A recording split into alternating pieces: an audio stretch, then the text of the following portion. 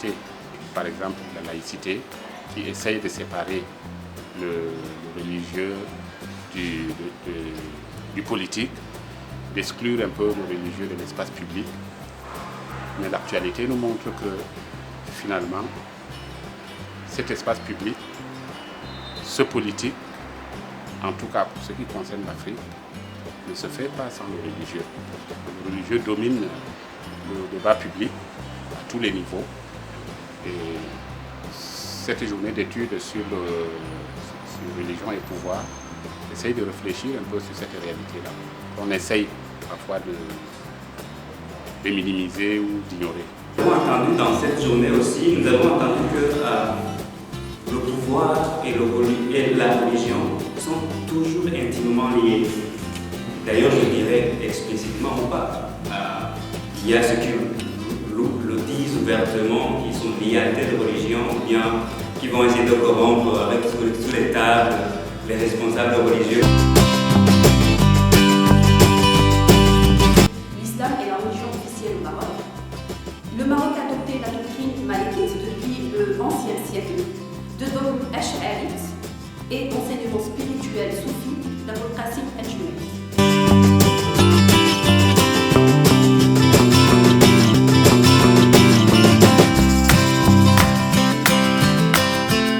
C'est que la religion et le pouvoir sont intimement liés depuis la fondation, j'allais dire, de l'État du Cameroun.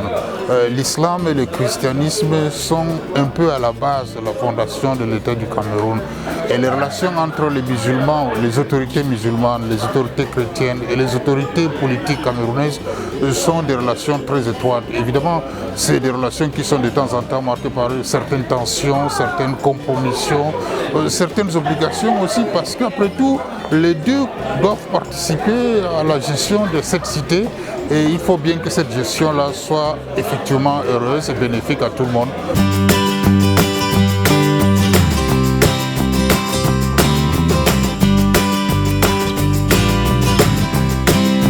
J'ai voulu juste montrer la complexité des relations entre pouvoir politique et pouvoir religieux à partir du cas de mon propre pays, la République démocratique du Congo, depuis la période de Léopold II jusqu'à nos jours, où j'ai montré que les rapports entre ces pouvoirs fluctuent en fonction de beaucoup d'intérêts matériels, mais aussi beaucoup d'intérêts psychiques et métaphysiques.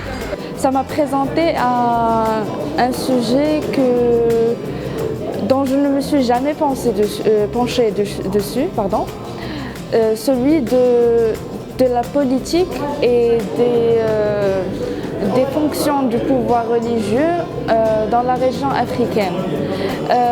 On parle tout le temps du monde arabe, du monde musulman, de l'Europe, des États-Unis, mais l'Afrique précisément, je n'en connaissais rien, quasiment rien à vrai dire.